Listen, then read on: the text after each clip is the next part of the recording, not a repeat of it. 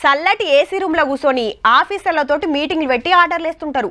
పలానా ఏరియాలో ఎట్లుంది, గడేం జరుగుతుంది, సర్కార్ ఆఫీస్లో అంతా చక్కగున్నదా, డ్యూటీలు వేస్తోళ్ళు టైంకి వస్తుర్రా అని రిజిస్టర్లు చూసి కాగితాలు మర్రేసి ఆడికే ఊకుంటే అయిపోతుందా? పేపర్ల మీద చూపించడానికి బయట జరిగేదానికి తేడా తెలవాలంటే అటు బయటికి పోవాలి, ఏడేం జరిగేది అరుచుకోవాలి. గదే పని మీద ఉన్నారంతా. సర్కార్ దవాఖాన్లు తిరుగుడు, హాస్టళ్లు చెకింగ్ చేసుడు, బల్లల్లా సౌలతులు అరుచుకునుడు.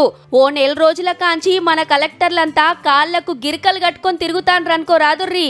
జరాల కాలం కాబట్టి దవాఖాన్ల బెడ్లు జాలుతున్నాయా, మందులు సరిపోతున్నాయా, డాక్టర్లు టైంకి వస్తుండ్రా, నర్సులు ఎందరుండ్రు అనేది చెకింగ్ చేస్తున్నారు. మెడిసిన్స్ కూడా కొన్ని ఇష్యూస్ వస్తున్నాయని మన దృష్టికి పేషెంట్స్ చెప్పారు. అవి mostly related to BP and heart disease రిలేటెడ్గా ఉన్నాయి.